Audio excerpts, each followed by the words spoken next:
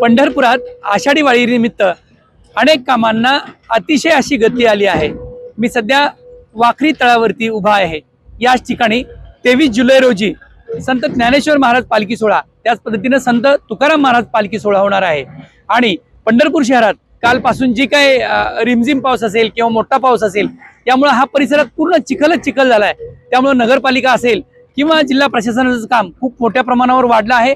पुन्हा एकदा इथं मुर्मीकरण, रस्ते करणे किंवा सर्व रोलर फिरून या इथला रस्त्याचा भाग चांगला करणं, असं काम नगरपालिकेच्या माध्यमातून तसेच जिल्हा परिषदेच्या माध्यमातून सुरू झाले आहे।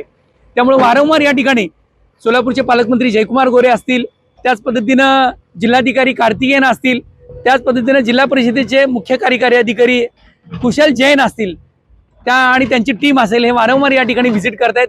पावसामुळे जो काही रेंडा निर्माण झालाय आणि हा परिसरात चिखलच चिखल निर्माण झालाय, त्यामुळे जिल्हा प्रशासन आणि नगरपालिकेचं काम दुपटीने वाढलं आहे।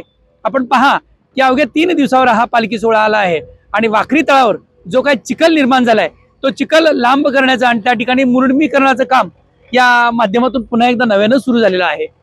जयेश दर्बी कलेक्शन, कॉटन, लिनन यासह अनेक ब्रँडेड कंपन्यांच्या सुटिंग शर्टिंग साठी जयेश दर्बी कलेक्शन, 7 रस्ता मोदी पंकाविहिरी जवळ सोलापूर।